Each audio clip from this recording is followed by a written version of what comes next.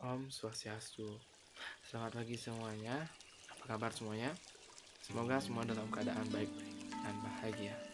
Di sini kami berkesempatan untuk membawakan materi yang berjudul aliran filsafat progresivisme. Sebelum kami membawakan ke materi langsung, saya ingin memperkenalkan diri saya dan partner saya. Yang pertama, saya sendiri Ipande Madyoka Krisna dan partner saya Luh Putu Damayanti. Untuk mempersingkat waktu, kami langsung saja untuk ke materi. Yang pertama, pengertian aliran filsafat progresivisme. Filsafat progresivisme merupakan aliran filsafat pendidikan yang menekankan kepada peningkatan kemampuan peserta didik melalui pengalaman kemampuan diri, beserta didik atau kemandirian dan selalu menunjukkan perubahan dari masing-masing peserta didik. Kemudian, filsafat progresivisme juga berpandangan bahwa setiap manusia itu selalu menginginkan perubahan serta selalu ingin berkembang menjadi lebih baik. Dengan kata lain, aliran ini mendorong manusia agar selalu berpikiran terbuka sehingga manusia dapat mewujudkan perubahan yang besar bagi diri dan lingkungannya. Kemudian, aliran progresivisme juga berpandangan bahwa belajar adalah suatu proses yang bertumbuh pada akal manusia dalam memecahkan berbagai masalah dalam kehidupannya. Baik, saya lanjutkan ke sejarah dan latar belakang lahirnya aliran filsafat progresivisme.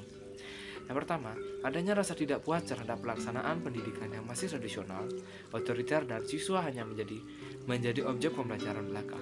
Aliran progresivisme telah muncul pada abad ke-19, namun berkembang pesat di abad ke-20, khususnya di negara Amerika Serikat. Sebelum berkembang di abad ke-20, tanda kemunculan sudah mulai terlihat dari pemikiran para filsuf, seperti Heraklitus, kurang lebih 544 sampai kurang lebih 484, Socrates 469 sampai 399, Protagoras 480 sampai 410, dan Aristoteles. Adapun tokoh-tokoh dalam aliran filsafat progresivisme yang pertama, John Heinrich Pestalozzi. Pendidikan seharusnya lebih dari pembelajaran buku, di mana merangkul keseluruhan bagian pada anak, emosi, kecerdasan, dan tubuh anak. Pendidikan tersebut seharusnya juga dimulai dari lingkungan anak sejak dini dan melibatkan indera anak pada benda-benda di sekelilingnya. Kemudian yang kedua adalah John Dewey yang mengumumkan teori tentang sekolah, yaitu progresivisme harus menekankan kepada peserta didik dan minat peserta didik daripada mata kuliah atau pelajarannya sendiri. Kemudian yang ketiga, Hans Feinsinger. Beliau mengungkapkan bahwa satu-satunya ukuran bagi pikiran atau berpikir adalah gunanya untuk mengetahui dan mempengaruhi kejadian-kejadian di dunia. Kemudian saya lanjutkan tentang pendidikan dalam progresivisme ataupun implikasi. Yang pertama, tujuan pendidikan dalam aliran progresivisme. Yang kedua, kurikulum sesuai dengan aliran progresivisme. Yang ketiga, metode pendidikan dalam aliran progresivisme. Yang keempat, pandangan belajar dalam aliran progresivisme. Yang kelima, peserta didik dalam aliran progresivisme. Dan yang terakhir, kedudukan dan peran tenaga pendidik dalam aliran progresivisme. Sekian pembahasan materi dari saya. Selanjutnya akan dibawakan langsung oleh partner saya, Luh Putu Damayanti. Waktu dan tempat saya persilakan. Halo semuanya, perkenalkan nama saya Luh Putu Damayanti, dan pada kesempatan kali ini saya akan melanjutkan materi mengenai implikasi aliran progresivisme dalam dunia pendidikan. Pertama-tama, saya akan menjelaskan bagian tujuan dan juga bagian kurikulum. Berbicara mengenai tujuan, terdapat dua tujuan yang ingin dicapai melalui aliran progresivisme ini dengan diterapkannya pada dunia pendidikan. Yang pertama, diharapkan agar pendidikan mampu memberikan keterampilan problem solving ataupun pemecahan masalah kepada peserta didik yang nantinya bisa dimanfaatkan ketika mereka berinteraksi dengan dunia luar yang cenderung progresif atau berubah-ubah.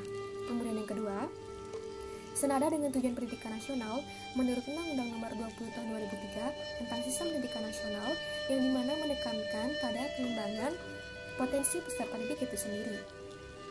Kemudian yang kedua, yakni bagian kurikulum. Berdasarkan aliran progresivisme, kurikulum yang nantinya ingin dibentuk mengacu pada strategi learning by doing. Nah, dari sekian kurikulum yang pernah diterapkan di Indonesia, baru kurikulum 2013 saja yang sudah mulai menerapkan aliran progresivisme di dalamnya. Hal ini dibuktikan dengan diterapkannya problem solving atau dimasukkannya problem solving sebagai suatu materi utama, dan juga dibarengi dengan beberapa pendekatan saintifik seperti yang teman-teman bisa lihat di slide. Kemudian selanjutnya, metode dan juga pandangan belajar berdasarkan aliran progresivisme. Nah, metode berdasarkan aliran progresivisme ini memberikan kesempatan kepada anak ataupun peserta didik untuk belajar dan juga mengembangkan potensi dan juga bakatnya secara optimal. Dan pada aliran progresivisme ini juga, pendidikan otoriter sangat dilarang dan juga sangat dikecam, dikarenakan dipercaya dapat mematikan daya kreasi dari peserta didik itu sendiri, baik secara fisikis maupun secara fisik. Kemudian yang kedua, pandangan belajar. Inti yang bisa kita dapatkan dari pandangan belajar menurut aliran progresivisme ini, yakni di mana tenaga pendidik diharapkan mampu mengajarkan cara belajar yang tepat bagi peserta didik, sehingga nantinya mereka bisa belajar dengan maksimal ketika mereka belajar secara mandiri, belajar di lingkungan formal ataupun lingkungan sekolah, maupun mereka bisa tetap mengoptimalkan pengembangan bakat dan juga potensinya setelah mereka menamatkan pendidikan formal mereka. Selanjutnya, implikasi aliran progresivisme terutama pada kedudukan para tenaga pendidik serta peserta didik. Nah, pada aliran progresivisme ini, tenaga pendidik berperan sebagai penasihat, pembimbing, dan pengarah bagi siswa. Dikatakan sebagai ketiga hal yang telah saya sebutkan tadi, dikarenakan tenaga pendidik telah memiliki ilmu pengetahuan dan juga pengalaman yang lebih daripada siswanya, sehingga nantinya ketika siswa mengalami permasalahan, maka guru bisa dengan sigap membimbing dan juga mengarahkan agar siswa bisa menemukan solusi dari segala permasalahan yang mereka hadapi. Kemudian yang kedua, implikasi aliran ini terhadap kedudukan dan juga peran peserta didik. Nah, berdasarkan aliran progresivisme, pendidikan menempatkan peserta didik sebagai suatu objek ataupun ditempatkan pada posisi sentral dalam melakukan pembelajaran. Hal ini dikarenakan peserta didik mempunyai kecenderungan alamiah untuk belajar dan juga menemukan sesuatu tentang dunia di sekitarnya dan memiliki beberapa kebutuhan tertentu yang harus dipenuhi dalam kehidupannya.